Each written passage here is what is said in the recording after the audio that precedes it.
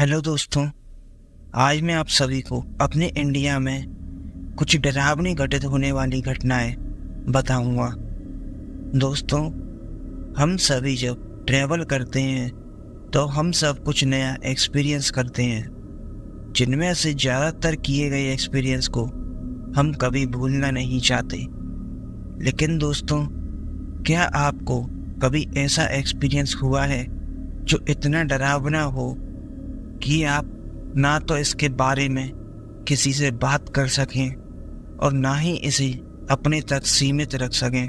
अगर आपका जवाब है कि आपका ऐसा कोई डरावना एक्सपीरियंस नहीं है, तो दोस्तों, या तो आप मजाक कर रहे हैं या फिर आप बहुत भाग्यशाली हैं, क्योंकि कुछ ऐसे लोग हैं जो दावा करते हैं कि उन्होंने ऐसी चीज़ों का एक्सपीरियंस किया है जिससे वो लगभग मौत के मुंह में चले गए थे।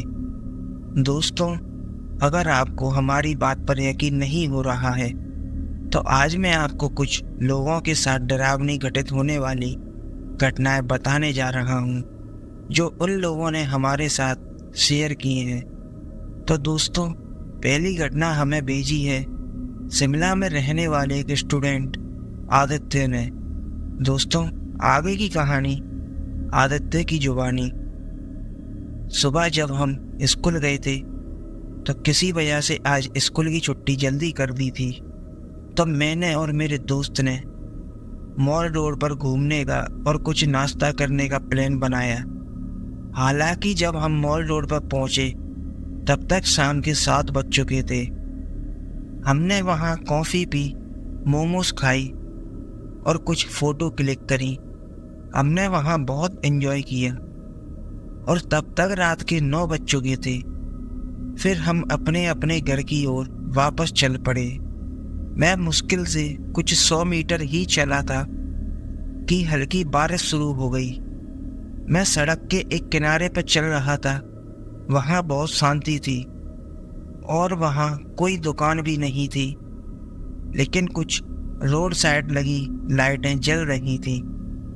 जैसे जैसे मैं आगे बढ़ता गया, मैंने देखा कि एक आदमी छतरी लेकर मुझसे आगे कुछ दूरी पर चल रहा था।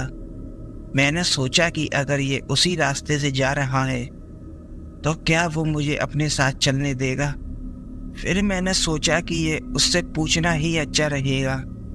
मैं तेजी से चला, लेकिन फिर भी मुझे ऐसा लग रहा था जैसे मैं धीरे चल रहा हूँ, इसलिए मैंने भागना शुरू कर दिया। लेकिन मैं फिर भी उसके पास नहीं पहुंच पाया। तब मैंने जोर से चिल्लाया, हेलो। तब मेरी आवाज़ सुनकर उस आदमी ने पीछे मुड़कर देखा। उसकी उम्र लगभग 60 वर्ष तक थी, लेकिन उसे देखकर मुझे आश्चर्य हुआ, क्योंकि हल्की बारिश थी और उसके पास छतरी होने के बावजूद भी वो पूरी तरह से भीगा हुआ था। तब तक वो आदमी फिर से चलने लगा और वो बहुत अजीब लग रहा था। और अब मैं धीरे चल रहा था, क्योंकि अब मैं उसके साथ नहीं चलना चाहता था। मेरे धीरे चलते ही उसने अभी अपने चलने की गति धीमी कर दी। मैं और भी धीरे चलने लगा, तब वो भी धीरे चलने लगा। फिर कुछ समय बाद आखिरकार मैं रुक गया। तभी पूरी तरह से सन्नाटा छा गया और वो आदमी भी रुक गया। अब मुझे बहुत डर लगने लगा और मैं अपने मन ही मन में सोचने लगा कि यहाँ दूर दूर तक कोई नहीं है, ना मेरे यहाँ होने का किसी को पता है, और मुझे लगता है कि मैं अब घर नहीं पहुँच पाऊँगा। मुझे नहीं लगता कि मैं अब जिंदा बचूँगा। इतने में तभी मैंने एक सायरन के बजने की आवाज़ सुनी और फिर मेरे पीछे एक पुलिस की गाड़ी आकर रुकी। उन्होंने मुझसे कहा कि तुम यहाँ अकेले क्या कर रहे हो। फिर मैंने उन्हें ये कहानी सुनाई तो उन्होंने कहा कि मैं वहाँ अकेला था। वहाँ छाता लेकर कोई आदमी नहीं खड़ा हुआ था। ये सुनकर मैं शॉक्ड हो गया और मन ही मन में भगवान से थैंक यू बोलने लगा कि उन्होंने मुझे बचा लिया। मेरी किस्मत बहुत अच्छी थी कि सही टाइम पर वहाँ पुलिस आ गई और मैं जिंदा बच गया। तो दोस्तों, आदित्य को कोई आत्मा मिली थी या उसके साथ छलावा हुआ था, ये तो आदित्य भी आज तक नहीं समझ पाया है। दोस्तों, दूसरी कहानी हमें भेजी है दीपक कुमार ने, जो कि त्रिपोटो में काम करते थे। आगे की कहानी दीपक की जुबानी। मैं दीपक कुमार अपने काम के सिलसिले से पंचाचुली से दारचूला गया हुआ था। दोस्तों, दारचूला भारत में उत्तराखंड राज्य के कुमाऊं मंडल के पिथौरागढ़ जिले में स्थित एक नगर है। लेकिन दारचूला में जब तक अपने काम से मैं फ्री हुआ तब तक बहुत रात हो चुकी थी। तो मैंने एक रात वहीं किसी गेस्ट हाउस में रुकने का सोचा। तभी मुझे अजीब सा फील हुआ, क्योंकि हैरानी की बात ये थी कि जिस गेस्ट हाउस में मैं ठहरा हुआ था वहाँ कोई और मेहमान नहीं था मेरे सिवा। पर मुझे तो सिर्फ एक रात काटनी थी। सुबह होते ही मुझे तो अपने घर निकलना था। तो मैंने ज़्यादा ध्यान नहीं दिया। मैंने खाना खाया और रात के लगभग 10:30 बजे सोने के लिए बेड पर जाकर लेट गया। तभी अचानक से मुझे लगा कि बेड हिल रहा है, और तभी कुछ सेकंड बाद ही वो फिर से हिलने लगा। मैं घबराकर बेड से तुरंत कूद पड़ा और अपनी चप्पल पहनकर बाहर भागा, क्योंकि मुझे लगा था कि यह एक भूकंप है। तभी सब कुछ हिलना बंद हो गया और सब कुछ पूरी तरह से शांत हो गया। मैंने तुरंत लाइट जलाई और दरवाजे के बाहर चला गया। बाहर बारिश हो रही थी और पूरी तरह से अंधेरा था। बाहर कोई भी नहीं जग रहा था।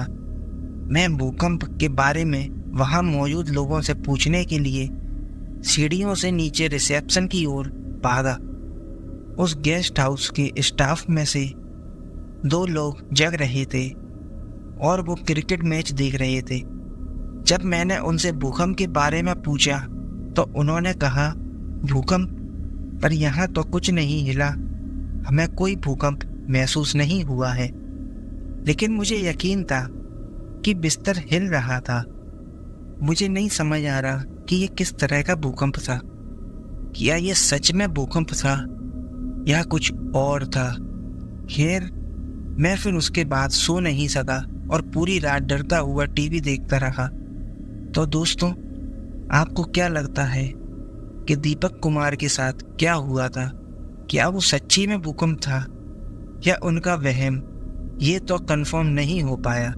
तो दोस्तों, ये थी वो सच्ची डरावनी घटनाएं जो आदित्य और दीपक के साथ हुई थी, और उन्होंने हमारे साथ अपना एक्सपीरियंस शेयर किया। तो दोस्तों, अगर आपके पास भी कोई रियल हॉरर स्टोरी या कोई आपके साथ डरावना एक्सपीरियंस है तो उसको हमारे साथ ईमेल के जरिए ज़रूर शेयर करें। हमारा ईमेल आपको डिस्क्रिप्शन में मिल जाएगा। और दोस्तों, जाने से पहले हमारे चैनल को सब्सक्राइब करें और हमें सपोर्ट करें। हमें आपके सपोर्ट और प्यार की बहुत ज़रूरत है। तो चलते हैं दोस्तों, मिलते हैं फिर किसी और हॉरर स्टोरी के साथ। धन्यवाद।